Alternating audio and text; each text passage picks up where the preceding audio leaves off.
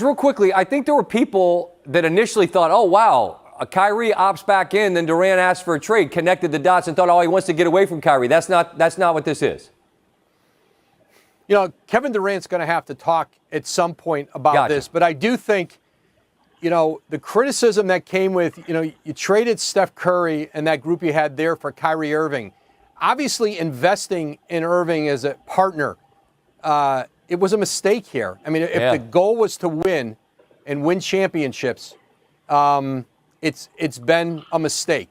And so while I think the relationship... Bro, here's what I hate when they talk about this without acknowledging the fact that New York City had this weird-ass vaccine mandate. And, like, if the Brooklyn Nets were in any other city, damn near, they would have had a completely different season. Right? James Harden probably don't bow out and then go that way, right? And I think that it's interesting that nobody ever brings that up.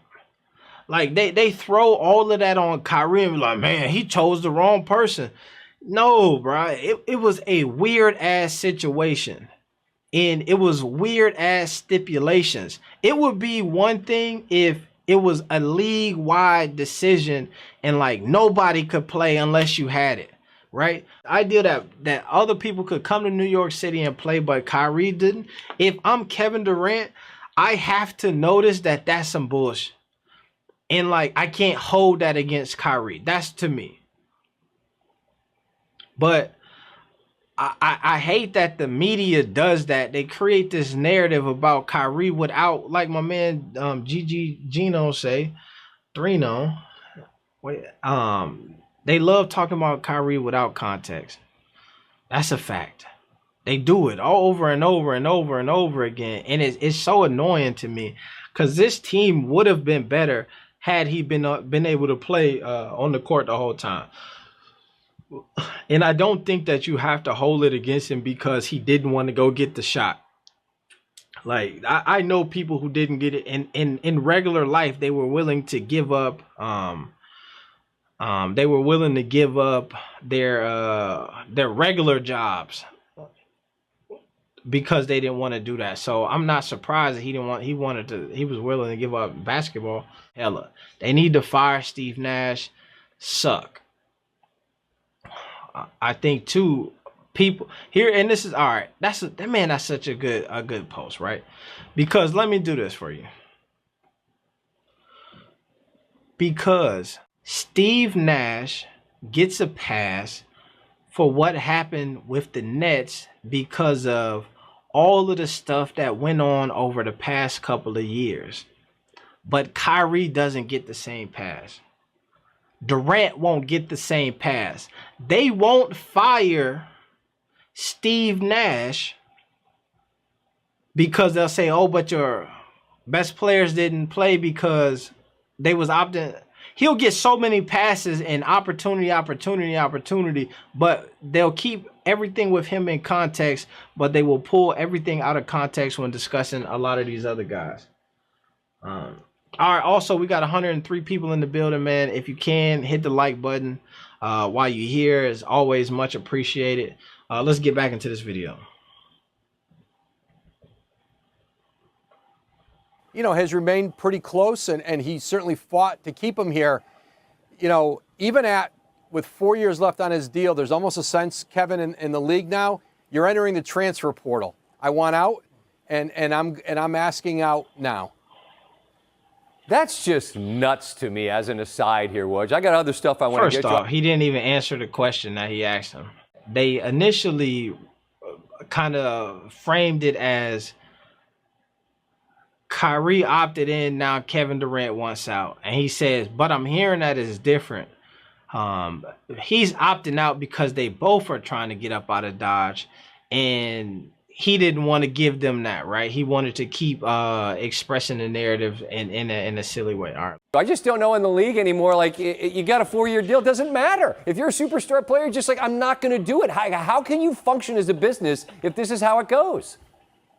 Yeah, the one thing that having 4 years left on his deal does, Scott, is it gives the Nets a lot of leverage in how they can trade. I get that. Kevin Durant, right? They're able to send him almost anywhere they want to, because even small market teams who otherwise would never have access to a Kevin Durant unless they drafted him know if we trade for him, he's got to play here. He's under contract for 4 years. He loves basketball too much. Unless he doesn't want to. And we've seen that happen with players in the past couple of years. Look, Durant's, he's my favorite player to watch. I'm not anti him. I just think at some point, this is a whole other conversation. Where do trade talks stand at the moment? What do we know? The funny thing about isn't Scott Van Pelt? Scott Van Pelt is acting like not wanting to work for your employer is something that like doesn't happen across everybody.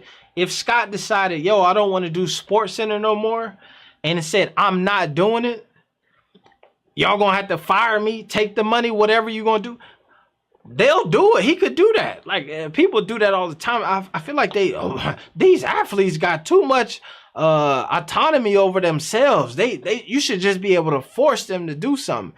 No, if he don't want to play, then he ain't gotta play. And that's the thing, if he don't play, you ain't gotta pay the boy. I'm like Kyrie over here. I'm not gonna. Kyrie should just let the front office be front office. He be mucking things up for him. I appreciate that as a Warriors fan. Straight up, I dig that. Everyone else, go Hornets, huh? We need to make a trade for John Collins. That would be nice. Dun dun dun dun dun. Kyrie is a different breed. Steve Nash did nothing wrong. Like a lot of players won't let him coach. Then, well, but that's what I'm saying, bro. This is what I mean. It's weird to me that, like, he can get the pass of, like, you did nothing wrong, right? And this is what I'm saying, is we see too much where... Like I was saying earlier, where we always hold folks accountable for their decisions in certain situations. So let's say if a Steve Nash is the coach of a team, you expected to be able to coach the guys that you get. You should be able to say, we ain't got Kyrie, we ain't got James, we got Kevin Durant. Let's go make something happen. We got Steph Curry, we got these pieces. We're going to get something done. And if you can't, in the NBA, like, they'll fire you. Across the board, you could be over at, they just got rid of James Borrego, who had a far worse roster. I don't want to say that. Not far worse, but did not have as good of a roster as they had in New York, with Brooklyn, and they fired him. Right across the board, you see the coach over in Sacramento who don't have the roster that they had in the Nets, and they got rid of him because you can't make it work. Like this ideal that my 3 Hall of Fame players like are not on the court, so I'm supposed to lose, is to me a cop-out. If the Minnesota Timberwolves don't do well, they gonna get the coach up out the paint. They gonna get the coach up out of New Orleans, and they don't even have half the talent. So the idea of like, oh well, you know, we look at what they did to Earl Watson over in when he was with the Phoenix Suns. Didn't have a good team at the time. Had a really young Devin Booker, and they got him up out the paint. So like, you gotta hold him accountable because you should be able to coach whoever they put in front of you if you're an NBA coach. That's my perspective. Right now, Knicks fans are dying laughing. That is a fact. Because you either feel like, damn, we done dodged a bullet in here. That was about to get bad for us. I'm glad we made a move the way we made a move. So shout out to y'all Knicks fans.